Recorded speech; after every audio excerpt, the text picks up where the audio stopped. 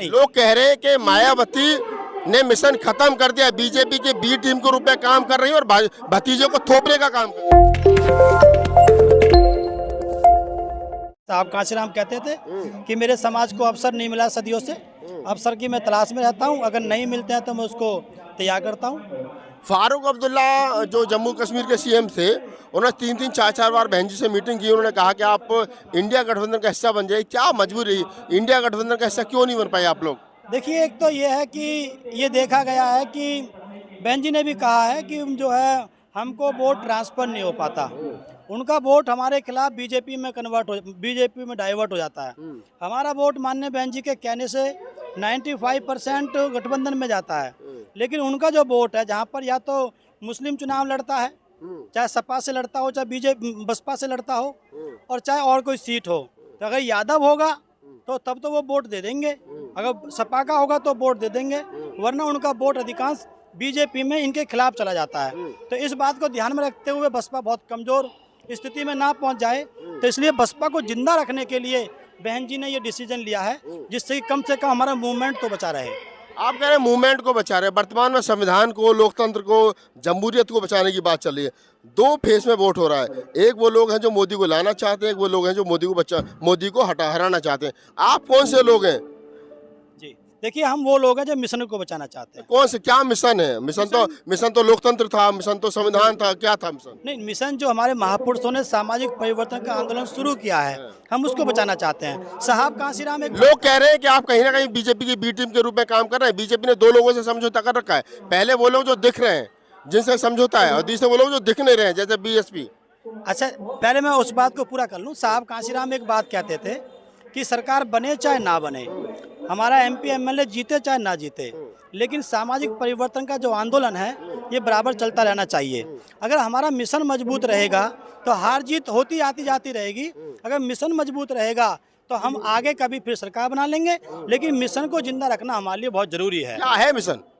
महापुरुषों का जो आंदोलन है। नहीं, महापुरुषों का मिशन आप कह रहे हो। महापुरुषों का मिशन, कांशीराम साहब ने अपना पूरा परिवार जो है वो बसपा में नहीं आने दिया, बहन जी अपने भतीजों को लिया, यही मिशन है?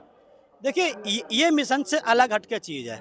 ये बहन जी वाले पार्ट पर हो सकता है कोई फॉल्ट हो। अगर लोग ये कहते हैं कि बहन जी ने ऐसे ऐसे परिवार की एंट्री करा ली, जबकि बहन जी ये कहती थी कि भाई मैं परिवार की एंट्री नहीं कराऊंगी। साहब कांशीराम से कमिटमेंट थे, समाज से कमिटमेंट थे, तो ये बहन जी वाले पार्ट पे तो फॉल्ट हो सकता है, लेकिन मूवमेंट वाले, मिशन वाले पार्ट पे फॉल्ट नहीं है। बहन जी मूवमेंट के पार्ट का हिस्सा नहीं है क्या?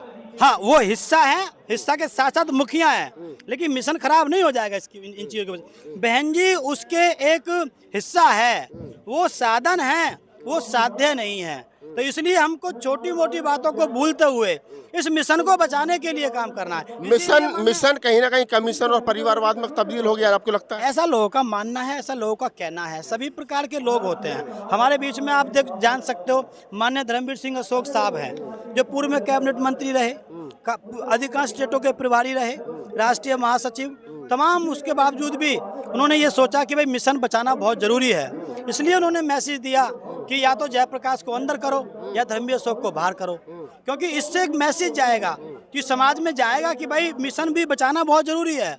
तो इसलिए अशोक साहब ने अपने पद प्रतिष्ठा को दांव पे लगाते हुए इस मिशन को बचाने के लिए काम किया। ऐसे तमाम लोग हैं हमारे साथ, भारत गौतम है, अमित पंत हैं, और भी बहुत से लोग हैं।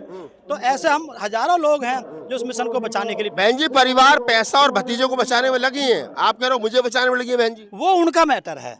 बहन जी क्या बचाने, आप बहन जी से इत्तेफाक नहीं रखते? नहीं, बहन जी हमारे मूवमेंट की इस समय मुखिया हैं, हम इस बात को मानते हैं।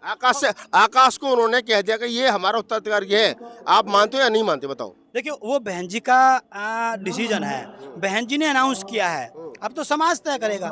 मैं तो पहले से भी कहता हूँ, अगर आकाश इस मूवमेंट को लीड कर लेते हैं, इस कारोबार को आगे बढ़ा लेते हैं, तो ये समाज उनको नेता। कारोबार है, मिशन है, मूवमेंट? कारोबार मतलब ये जो मूवमेंट है, मतलब ये साहब कांशीराम का ये शब्द है, मैं उसको यूज कर रहा हूँ। कारोबार मतलब मूवमेंट।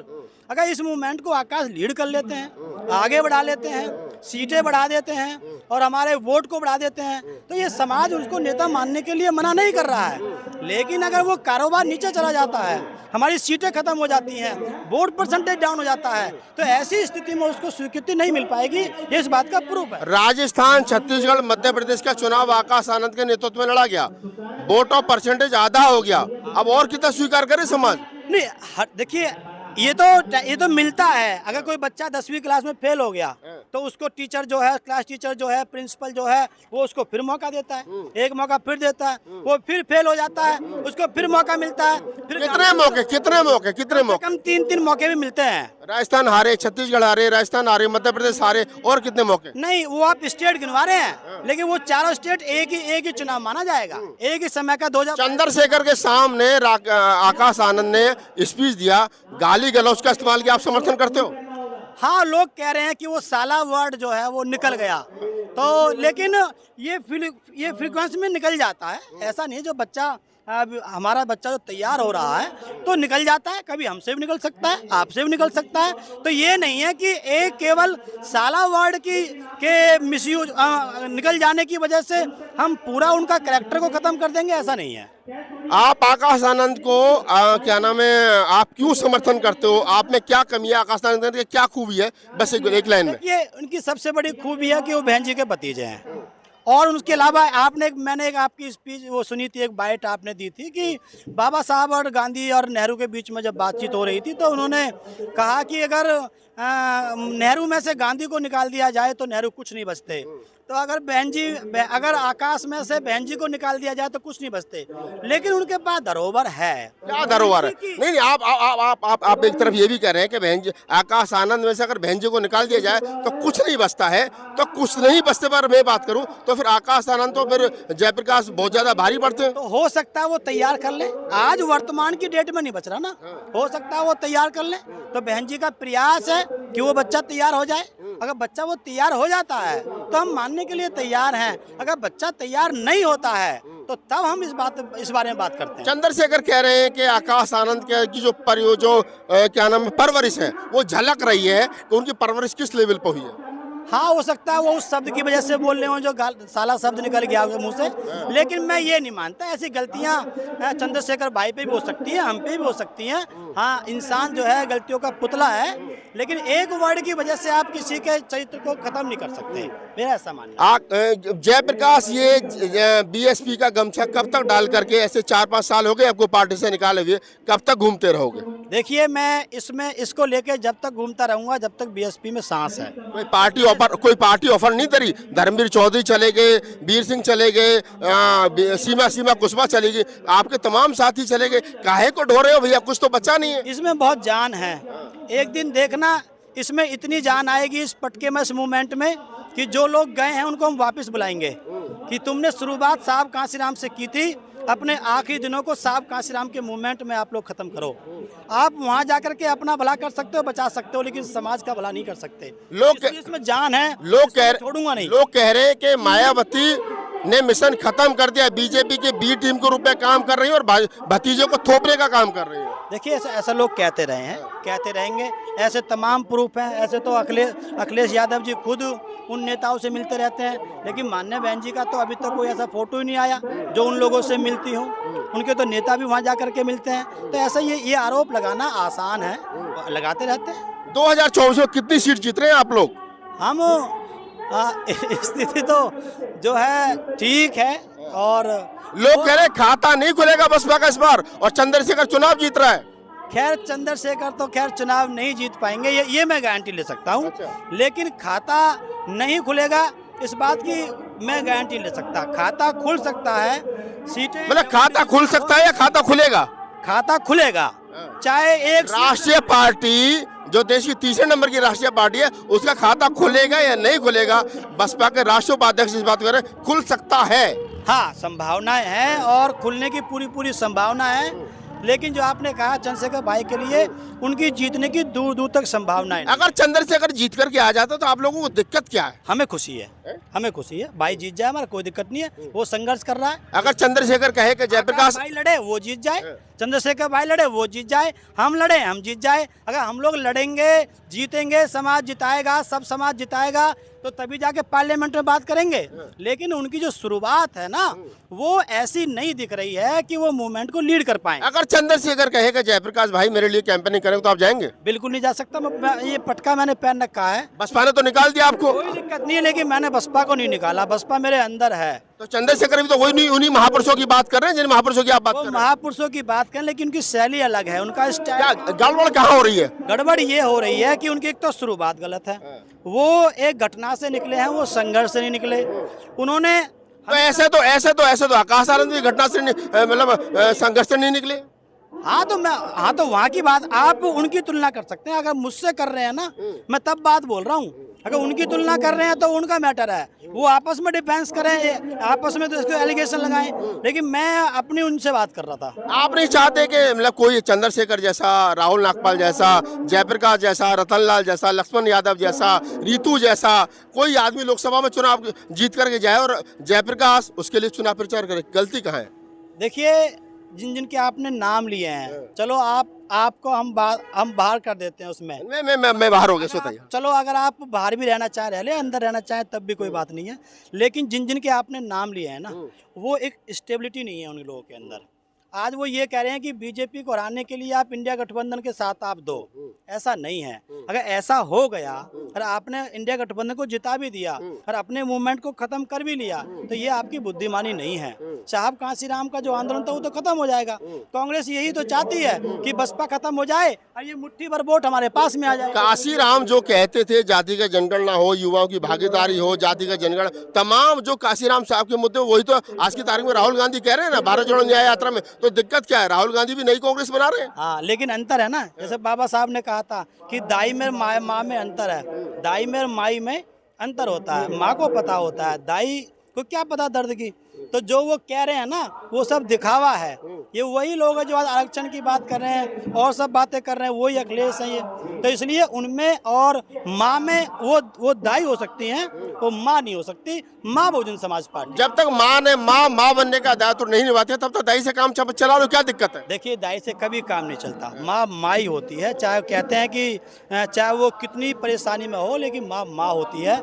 ये बात हमारे अशोक साहब इस बात को कहा करते हैं कि अगर तुमने इस घर को ख़त्म कर लिया, इस घर में तुमने आग लगा ली, तो दूसरे की कोठी में तुम बैठ नहीं पाओगे। तुम सोचो कि अपने घर में आग लगा करके, झोंपड़ी में आग लगा करके आप दूसरों के महल में बैठ के वहाँ पे स्थान मिल जाएगा, ऐसा नहीं है, आप पछताओगे। इसलिए इस घर को, बीएसपी को बचाने के लिए हमको काम करना है। जयप्रकाश की क्या मजबूरी है कि पार्टी से निकालने के बाद में, दुत्कारे जाने के बाद में भी ये नीला गमछा लगा करके आप घूम रहे हो? दूसरी पार्टी आपने अभी तक क्यों ज्वाइन नहीं की? देखिए, मजबूरी के साथ साथ में मेरी चाहत है, मिशन मेरे अंदर है। मैं संघर्ष से निकला हुआ व्यक्ति हूँ। मैं इस मिशन को अगर छोड़ के चला जाऊं तो साहब कांसीराम ने इसका मतलब किसी भी सपूत को पैदा नहीं किया। तो मेरा ये कमिटमेंट है समाज के साथ कि मैं सपूत बन करके, मैं कपूत नहीं बनूंगा, मैं सपूत बन करके जो संकट में फंसा हुआ जो मूवमेंट है, इसको किसी भी कीमत पे बचाऊंगा, आगे बढ़ाऊंगा और मंजिल तक पहुंचाने की। आप भी बचाने की बात कर रहे हो, चंद्रशेखर भी बचाने की बात कर रहे हैं, बामन मिश्रा भी बचाने की बात कर रहे हैं, तमाम वो लोग, स्वामी प्रसाद मौर्य भी बचाने की बात। कौन बचाएगा? मूवमेंट है क्या? यही लोगों की समझ में नहीं आ रहा है। आप अध्ययन कीजिए ना, साहब कांसीराम ने आरपीआई में काम किया, उसके बाद वो 71 में उससे आउट हुए, 78 तक चुपचाप घूमते रहे, और लेकिन उन्होंने आरपीआई का कभी बुराई नहीं करी थी, वो उनके पक्ष में रहे। जो आरपीआई के विरोध में रहे वो सब नेता खत्म हो गए, और जिन्होंने आरपीआई को बचाने के लिए काम किया, साहब कांसीराम, वो स्थापित हो गए। जो बसपा को खत्म करने के लिए काम करेगा वो हर एक व्यक्ति खत्म हो जाएगा। मैं बसपा को बचाने के लिए काम कर रहा हूँ, एक दिन ये देश याद करेगा। आपके मतलब इसको मतलब मानते हो कि बसपा डूब रही है? नहीं, स्थिति तो है भाई। आप 30 से लेके 22 पे आ गए, 22 से आप लोग 13 पे आ गए, तो स्थिति तो डाउनफॉल है, डूब नहीं रही है। मैं डूबना नहीं कह रहा हूँ, डूबेगी जब 1-2% पे पहुंच जाएगी, लेकिन अभी भी ताकत है, इसको बचाया जा सकता है। 2024 के चुनाव में 12% वोट जो विधानसभा में मिला था, क्या बसपा उसको बचा पाएगी या 5-6% नहीं? हाँ, बढ़ेगी, उससे आगे बढ़ेगी, इस चुनाव में आगे बढ़ेगी। इसीलिए बहन जी ने सभी सीटों पे कैंडिडेट दिए हैं। लोग कह रहे हैं कि सभी सीटों पे कैंडिडेट इसलिए उतारे हैं कि ताकि वोट काट सके और बीजेपी की सरकार बना सके। लोगों को कहने दो। लोग तो ये भी कहते थे 2007 से पहले की अब पूर्ण बहुमत की सरकार कभी नहीं बन सकती, लेकिन उस रिकॉर्ड को बीएसपी ने तोड़ा। तो लोगों की कहने की है, वो तो विरोधी लोग बोल रहे हैं। लोग 2024 में लोगों को, वोटरों को क्या संदेश देना चाहेंगे जयप्रकाश सिंह? लोग वोट बसपा को करना चाहिए या किसी जैसे लोग कह रहे हैं, तमाम एक्टिविस्ट कह रहे हैं कि जो बीजेपी को हराया उसको करना चाहिए? देखिए, मेरा तो ऐसा मानना है कि एक ऐसा होता है कि शरीर में एक व्यक्ति कमज़ोर हो जाता है, एक व्यक्ति मर जाता है। जो कमज़ोर होता है उसको तुम खिला पिला करके उसमें ताकत डाल सकते हो, लेकिन मरे हुए में आप जान नहीं डाल सकते। इस बसपा को, इस मूवमेंट को मरने मत देना। चाहे कितना ही कमज़ोर हो गया है, हम इस मूवमेंट को फिर से खड़ा कर लेंगे। बहन जी तो आपके हाथ में देंगे नहीं, बहन जी तो आपके हाथ में देंगे, चंद्रशेखर के हाथ में देंगे नहीं, स्वामी प्रसाद मौर्य के हाथ में देंगे नहीं, तो आप बचाओगे कैसे? रास्ता क्या? आप भी 4 साल से रोड पे घूम रहे हो। आप कांशीराम की तर्ज पर ये मूवमेंट बचेगा। मैं भी पीएचडी होल्डर हूँ, मैं जानता हूँ, मैं रिसर्च स्कॉलर हूँ, साइकोलॉजिस्ट हूँ, मैं समझता हूँ, मैंने ब्रेन ही पढ़े हैं मैंने, मुझे पता है। मैं दावे के साथ कहता हूँ, आज के कम 3-4 साल के बाद लोग ये कहेंगे कि अगर जयप्रकाश और उसके साथी लोग इस तरीके से नहीं करते तो ये मूवमेंट बच नहीं पाता। तो हम इस मूवमेंट को किसी भी कीमत पे बचा के रखेंगे। तो आप जयप्रकाश सिंह थे, बहुजन समाज पार्टी के पूर्व राष्ट्रीय उपाध्यक्ष हैं। आज हमें अचानक से मिल गए, हमारे छोटे भाई भी है, मित्र भी हैं, और हमने बड़े तीखे सवाल किए और उन्होंने बड़े बखूबी उनका जवाब भी दिया है। सवाल वहीं खड़ा होता है कि क्या दलित समाज बहुजन समाज पार्टी के साथ जाएगा या फिर वही पुराना अपना घर ढूंढेगा? कांग्रेस, जहां से उनको नौकरी मिली, जहां से उनको रोजगार मिला और जहां से उनके बीच में मध्यम वर्ग तैयार हुआ। जयप्रकाश जी कह रहे हैं कि नहीं, कहीं ना कहीं हम लोग जो बहुजन समाज पार्टी को बचाने का काम करेंगे। बहुजन समाज पार्टी को बचा पाएंगे, नहीं बचा पाएंगे, लेकिन कहीं ना कहीं दबी जबान में लोग ये भी कह रहे हैं कि बहुजन समाज पार्टी वर्तमान में बीजेपी की बी टीम के रूप में काम कर रही है और वो मोदी को प्रधानमंत्री बनाने के लिए काम कर रही है। आपकी इस पूरी बातचीत के बारे में क्या प्रतिक्रिया है, हमें कमेंट सेक्शन में बताइए। धन्यवाद।